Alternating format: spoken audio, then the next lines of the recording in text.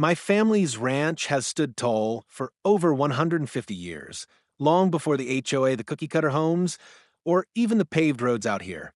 We own 300 acres, including the water supply line that runs beneath the entire HOA neighborhood and the private roads they rely on for access. I've always kept to myself and let the city folks do their thing until HOA Karen decided to flex her paper-thin authority over the wrong landowner.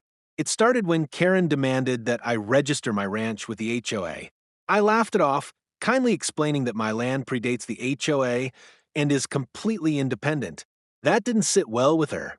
Within a week, she began citing me for violations I wasn't even subject to: unauthorized fencing, livestock smells, and even excessive birdsong. No joke, she called it a noise violation. Then, one morning, I walked into my barn to find everything dead silent. No lights, no hum from the equipment. My power was completely cut.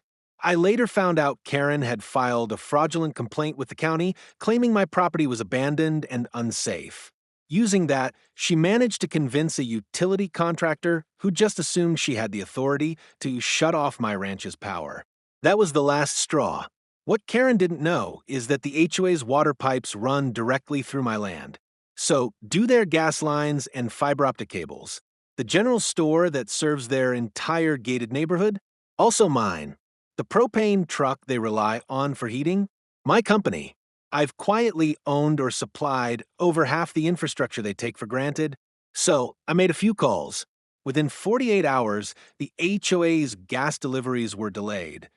Their internet slowed to a crawl, the water pressure dropped, and the general store shelves started going empty fast.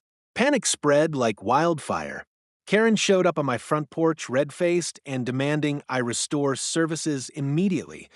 I simply handed her a folder, a copy of my land rights, utility easements, and the civil lawsuit I was filing for damages, harassment, and unauthorized tampering with private utilities.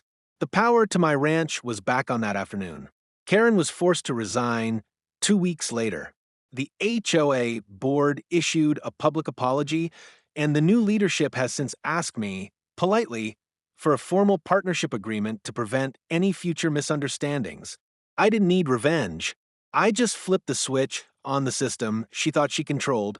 Never mess with the man who powers your fridge, fills your tank, and owns your roads.